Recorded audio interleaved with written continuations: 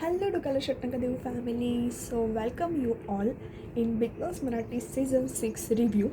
तर लास्ट वीकमध्ये आपण बघितलेलं आहे की इविक्शन घराच्या बाहेर एक जण गेलेला आहे आणि फर्स्ट इविक्शन. आणि जसं आपण आधीच्या व्हिडिओमध्ये करेक्ट गेस केलं होतं की राधा मुंबईकर, प्रभू आणि अनुश्री माने, तर हे थोडे लो रेटिंगमध्ये मला स्वतःला वाटत होते. पण त्यातलं वोटिंगच्या ह्याच्यानुसार जितने फॉलोअर हे अपने बाहर तो उतना है तो इंसान आगे ही जाएगा. तर त्या बेसिसवरती राधा मुंबईकर थोडी कमी होती, आपल्याला माहिती होतं. तर त्यामुळे राधा घराच्या बाहेर गेलेली आहे. पण मला पर्सनली असं वाटत होतं की तिने एवढं लवकर नव्हतं जायला पाहिजे किंवा तिने गेम खूप लवकर स्टार्ट करायला पाहिजे होता.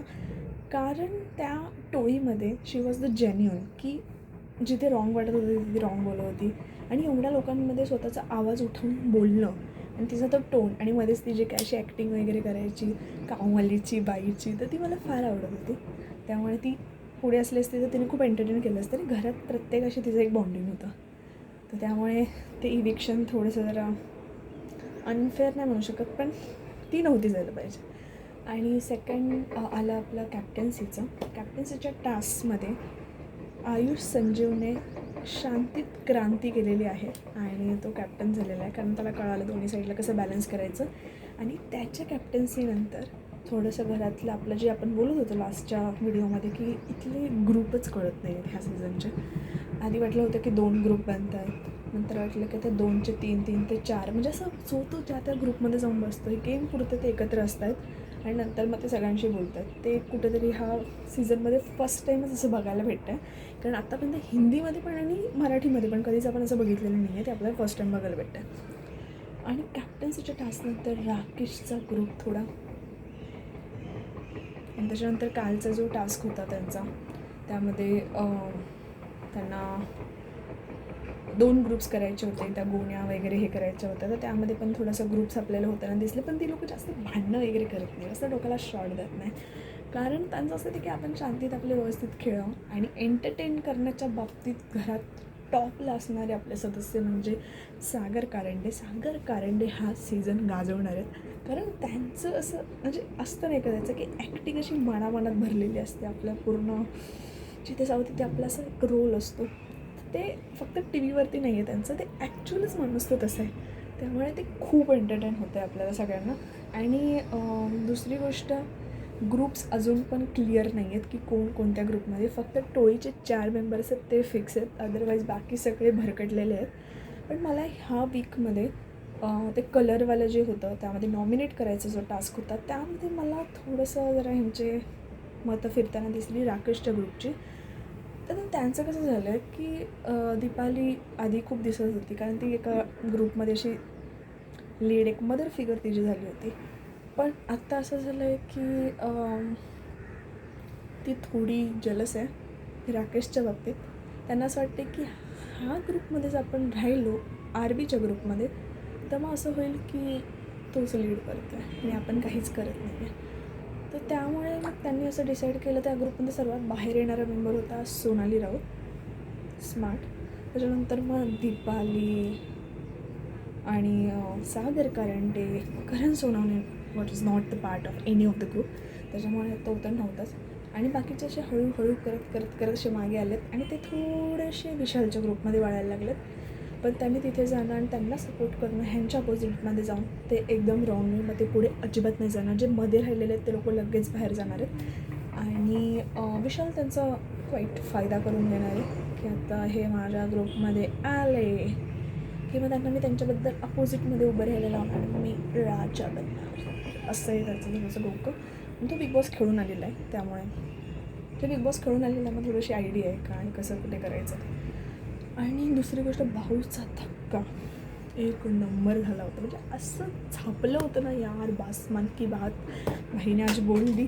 कारण एक नंबर झापलं होतं. कारण त्यांना वेळेवर नाही झापलं तर त्यांच्यामध्ये चेंजेस नाही होणार. जसं फर्स्ट वीकमध्ये तन्वीला झापलं, तन्वीचा स्वभाव पूर्ण चेंज झालेला आहे आता मला खरंच असं वाटतं की मला बिग बॉसच्या त्या घरामध्ये अख्खं कोण आवडत असेल तर ती तन्वी आहे.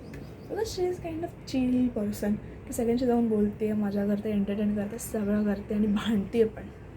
त्यामुळे तन्वी ऑब्वियसली टॉपमध्ये जाणारच आहे.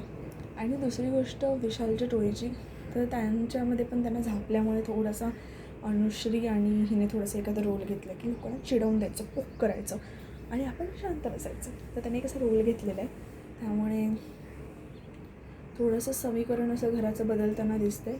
आणि कालच्या टास्कमध्ये जे कॅप्टन्सीचे जे त्यांनी जे कोण आहेत वजीर किंवा ते असे साईड करून लावले होते, पण त्यांनी जो गेम पलटला सेकंड टाईम राकेशने, रुचिताने, तर त्यामुळे थोडंसं इंटरेस्ट आला. आणि कालच्या एपिसोडमध्ये स्पेशली तन्वीने खूप एंटरटेन केलं. ते कामवालीवाली जी भूमिका केली होती, म्हणजे हिला सेवक बनवलं होतं आणि शी इज लाईक की मी आता ह्यांना माझ्या तालावरती नाचवणार, त्यामुळे ते थोडंसं असं मजा येत होती बघायला. तर आज कळेल की कोण कॅप्टन झालेलं आहे. त्यामध्ये ते घंटीवाला जो टास्क झाला होता. तर ह्या सीझनचं एक वैशिष्ट्य हे की जास्त भांडत नाही लोक, जिथे लिमिटेड आहे तिथेच. आणि सेकंड दुसरं काय असेल तर मग त्याच्यामध्ये असं वाटतं की ते चिकटवायचं कालचं जे कोडं सोडवायचं होतं ते इझिली देत होते. ह्याच्या आधीच्या सीझनवाले जर असले असते किंवा विशाल निकमच्या सीझनवाले जर असले असते ना, तर त्यांनी जाऊन डायरेक्टली ते घेतलं असतं, फाडलं असतं आणि मारामारी केली असती. तरी बघू आता आजच्या टास्कमध्ये काय होईल आणि कोण बनेल घराचा कॅप्टन. आणि कालचं थोडंसं इमोशनल पार्ट होता. सचिन भाऊ जे आपले आहेत खूपच साधे आणि मनाने एकदम भारी माणूस आहे, कारण तो जितक्या स्क्रीनवर बोलताना दिसला तर कोणाबद्दल चुगल्या वगैरे करत नाही. मग काल जरा त्याचे ग्रुप इकडे तिकडे झाले, त्याला थोडं लेफ्ट आउट फील झालं. आणि तेव्हा त्याला असं वाटतं की यार बिग बॉसने त्याला कन्फेशन रूममध्ये बोलवून घेतलं, ते रडले. मला 2 मिनटं क्लिक झालं हे ह्याच्यासारखं की लास्टच्या सीझनमध्ये सूरजला असं बोलवून घेतलं होतं, सूरजला बोलता येत नव्हतं आणि त्याला बिग बॉसने इतकं मोटिवेट केलं. आणि त्याच्यानंतर तो जो काही खेळला आहे बास रे बास, तर मग तो डायरेक्ट ट्रॉफीज घेऊन गेला. तर हिस्ट्री रिपीट असं पण होऊ शकतं. आणि त्यानंतरच लगेच जो हा घंटीवाला टास्क होता आणि त्याने त्याची एनर्जी दाखवली सचिन आणि खूप भारी खेळला होता. अशा प्रकारे हे सगळं आहे. पण आता ग्रुप जो फिक्स आहे त्याच्यामध्ये मला असं वाटतं की त्या टोळीचे 4 मेंबर्स आणि राकेशच्या सोबत लेफ्ट राईट जे आहेत दिव्या आणि ओमकार, ते त्याची साथ नाही सोडणार आहेत. त्यांची कशी घट्ट मैत्री झालेली आहे.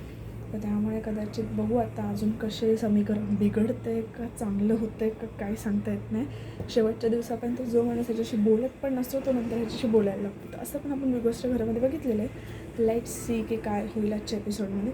So stay tune. आणि ह्या वीकमध्ये मला असं वाटतं जे नॉमिनेट झालेले आहेत त्यामध्ये ओंकार आणि स्टील अगेन प्रभू, मला असं वाटतं हे घराच्या बाहेर जाण्याच्या ह्याच्यासाठी आहे, किंवा दीपाली. हे बॉटम 3मध्ये मला दिसतात त्यांच्या बेस ऑन परफॉर्मन्स जो त्यांनी ह्या वीकमध्ये दिलेला आहे. ओंकार, दीपाली आणि प्रभू. तर बघूया आपण कोण जाईल घराच्या बाहेर. आणि अशीच जर आपली भविष्यवाणी प्रत्येक क्लिपनंतर खरी निघाली तर वाव, नेक्स्ट सीझनमध्ये आपणच जातो आहे. तर लेट्स सी, बघूया आपण कसं होतं ते. Stay tuned for next video and bye.